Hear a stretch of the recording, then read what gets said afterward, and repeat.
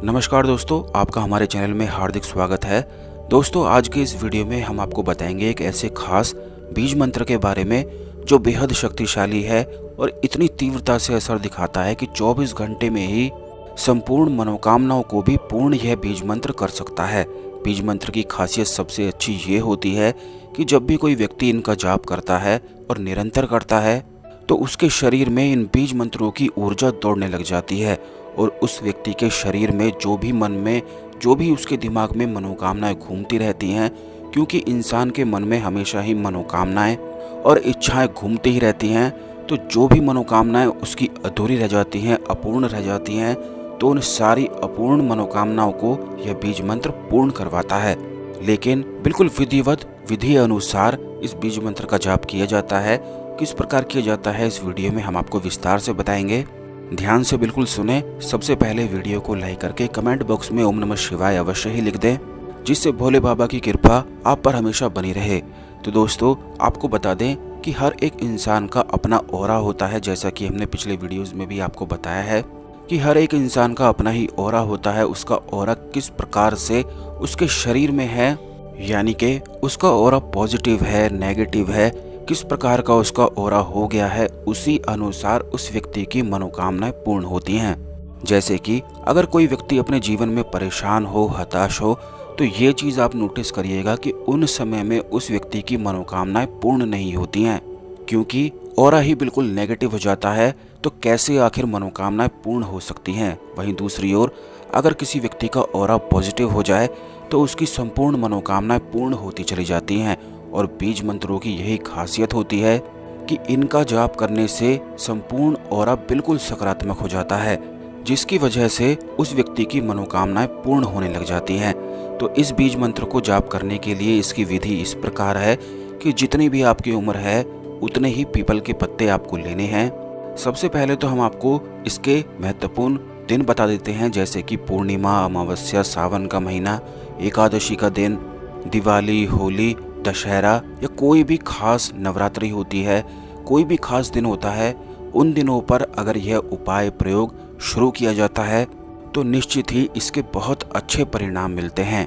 वहीं दूसरी ओर कभी भी जब आप बहुत ज़्यादा परेशान होते हैं, कहीं से भी आपको रास्ता नहीं मिलता है, तब भी इन मंत्रों का इस्तेमाल किया जा सकता है। इस बीज मंत्र को शुरू किया जा सकता है, क्योंकि जब व्यक्ति परेशान हो तो उसे कहीं से भी रास्ता नजर नहीं आता है। लेकिन इन बीज मंत्रों का जाप आप शुरू कर देते हैं तो तुरंत ही सारे रास्ते खुलते हैं। इससे देवी देवता आपकी मदद के लिए दौड़ पड़ते हैं और बिल्कुल चमत्कार की तरह यह कार्य करता है। सहायता निश्चित प्राप्त होती है। तो आपको अपनी उम्र के अनुसार पीपल के पत्ते लेकर आने हैं, केसर चंदन का इस्तेमाल करना है और हर एक पीपल के पत्ते को अच्छी तरह से धो लेने के बाद केसर चंदन से हर एक पत्ते पर आपको ओम लिखना है। एक बार फिर से सुने कि अपनी उम्र के अनुसार आपको पत्ते लेने हैं, हर एक पत्ते पर ओम लिख देना है और इन पत्तों को एक एक करके अपने घर के मंदिर में हनुमान जी को अर्पित करना है और हनुमान जी के सामने संकल्प लेना है, हाथ में जल लेकर, कि आपकी ये मनोकामनाएं हैं जो अधूरी रह गई हैं, जो पूर्ण हो नहीं पा रही हैं किसी कारण की वजह से, कोई बाधा की वजह से, कोई शत्रु की वजह से, कोई भी चीज़ें आप बोल सकते हैं।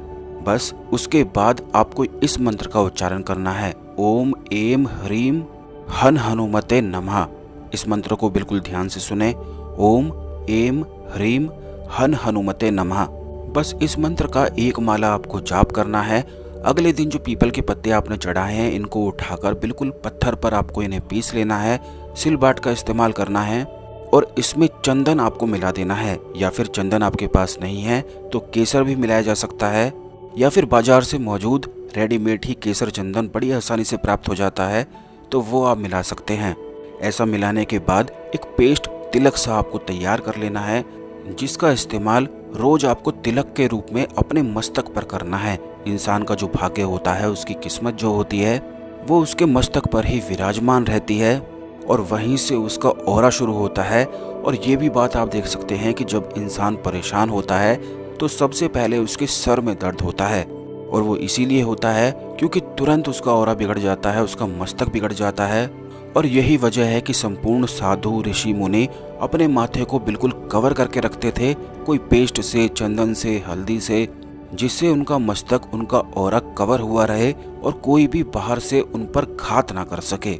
बहुत सारी महत्वपूर्ण चीजें हम आपको बताते हैं, हर एक चीज के अर्थ के बारे में बताते हैं, तो इन्हें बिल्कुल ध्यान से आप सुना करिए और इनका लाभ उठाया करिए। तो दोस्तों, इस प्रकार से पेस्ट लगाने के पश्चात मन ही मन आपको इस मंत्र के बारे में सोचना है।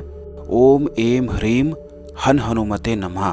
बहुत ही आसान सा यह मंत्र है। एक बार आप बोलना शुरू करेंगे तो तुरंत ही आपका दिमाग पकड़ने इस मंत्र को लग जाएगा, और जैसे ही दिमाग इस मंत्र को पकड़ लेता है तो तुरंत ही संपूर्ण मनोकामनाएं पूर्ण होती चली जाती हैं। जैसे कि कुछ बच्चे ऐसे होते हैं जिनका पढ़ाई में बिल्कुल भी मन ही नहीं लगता है, तो उन बच्चों को ये बताएं कि इस मंत्र के बारे में सोचना शुरू करें। आपको ये भी बता देते हैं कि हर एक बच्चा चाहता है कि वह क्लास में फर्स्ट आए, लेकिन कुछ बच्चे क्या होते हैं, उनका ध्यान पढ़ाई में नहीं लगता है और वह सही से पढ़ नहीं पाते हैं। तो इस मंत्र का उच्चारण मन ही मन अगर किया जाता है तो संपूर्ण मनोकामनाएं पूर्ण होने लग जाती हैं। चाहे बच्चे हों, बड़े हों, चाहे नौकरी करते हों, चाहे कोई आपका व्यवसाय हो, आपका पति आपकी बात ना सुनता हो, किसी भी प्रकार की जो पारिवारिक कलयुग से भौतिक जिंदगी से जुड़ी हुई आपकी मनोकामनाएं हैं, वह शीघ्र अतिशीघ्र पूरी होने लग जाती हैं। अब ये बात भी आप ध्यान रखें कि जब भी किसी राम हनुमान के मंत्र का आप जाप करते हैं तो तुलसी सेवा करना बेहद आवश्यक है। तो जिस भी दिन से इस मंत्र का उच्चारण मन में सोचने के लिए आप करेंगे, जैसे आज से करेंगे, कल से करेंगे, तो कल से ही तुलसी की सेवा भी पकड़ लें। और सेवा करने के लिए भी ज़्यादा कुछ करने की आवश्यकता नहीं पड़ती है।